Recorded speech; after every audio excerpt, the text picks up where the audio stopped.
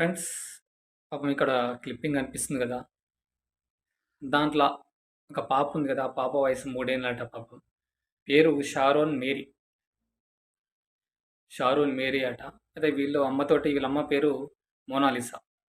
వీళ్ళు మల్కాజ్గిరి పరిధిలోని వసంతపురి కాలనీలో ఉంటుర్రట ఫ్రెండ్స్. అయితే మరి ఏమైందో ఏమో తెలవదు గానీ, ఈ పాపని వాళ్ళ అమ్మ మూడంతస్తుల బిల్డింగ్ పైనుంచి కిందకి తోసేసింది ఫ్రెండ్స్. అసలు తలుచుకుంటేనే చాలా బాధాగా అనిపిస్తుంది. ఏడుపొస్తా ఉంది. 3 సంవత్సరాల పాపని సొంత అమ్మనే అట్లా చేసిందనంటే అసలు ఆమె కింద పడడం చూసి అక్కడ ఉన్నటువంటి స్థానికులు దవాఖాన తీసుకెళ్ళారట. దవాఖాన ఇంక మూడంతస్తు నుంచి పడ్డ తర్వాత ఇంకేముంటది ఫ్రెండ్స్.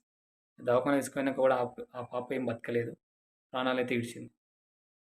మరి ఏ కారణం చేత ఆ తల్లి అలాంటి నిర్ణయం తీసుకుందో తెలవదు గానీ, ఏ కారణం ఏదైనా సరే, కారణం ఏదైనా సరే ఆమె ఇలాంటి నిర్ణయం తీసుకోవడం చాలా అంటే చాలా బాధాకరం. తప్పకుండా ఆమె మీద కఠినంగా చర్యలు తీసుకోవాలి. ఈ మధ్య కాలంలో చాలా అంటే చాలా సంఘటనలు ఇలాంటివి జరుగుతా ఉన్నాయి. పిల్లల మీద తల్లులు, తండ్రులు దాడి చేయడం, చంపడం అనేది అసలు ఎందుకు ఇట్లా చేస్తున్నారో కూడా అర్థమైతలేదు. కానీ ఇప్పుడు ఈ మోనాలిసా అనే మహిళ మీదయితే పోలీసులు ఆమెనైతే అరెస్ట్ చేసినట్టు తెలుస్తా ఉన్నది.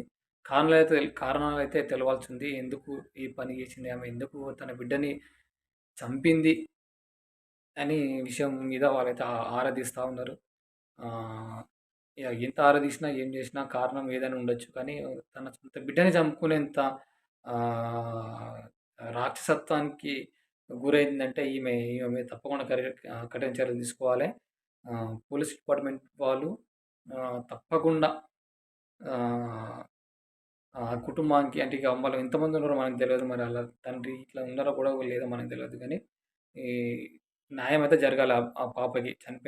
అసలు 3 సంవత్సరాలకి చనిపోవడం అంటే, అది కూడా తల్లి చేతిలో చనిపోవడం అంటే, నవమాసాలు మోసి కని, నవమాసాలు మోసి కని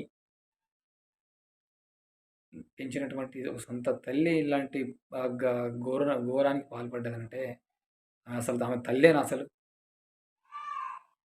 చూద్దాం మరి ఇగ పోలీసులు ఎలాంటి చర్యలు తీసుకుంటారో వాళ్ళ మీద చూద్దాం ఫ్రెండ్స్.